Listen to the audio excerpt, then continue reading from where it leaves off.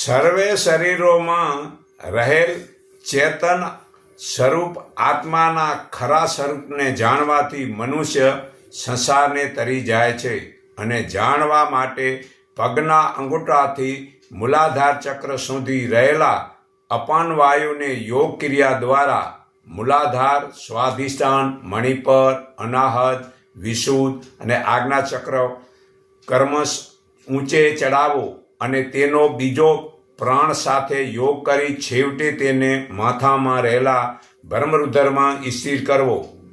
પછી બ્રહ્મરુદ્રનું ધ્યાન કરવું.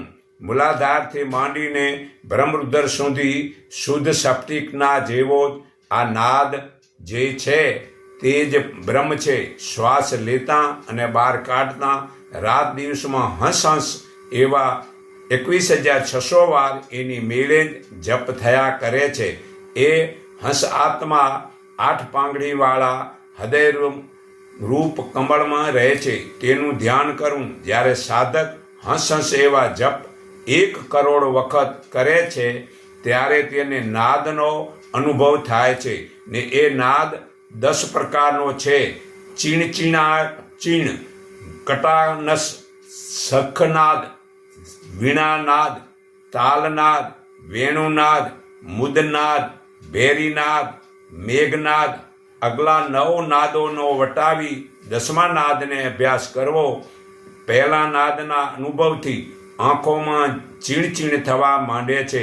બીજાના અનુભવમાં ગોત્ર તૂટ્યા હોય છે. ત્રીજાના અનુભવમાં પસીનો ઉપજે છે. ચોથામાં માથું ભમે છે. પાંચમામાં તાળવામાં રસ ઝરે છે. છઠ્ઠાનો અનુભવ થતાં અમૃત પીવાનો અનુભવ થાય છે. સાતમામાં છપ્પું વિજ્ઞાન થાય છે.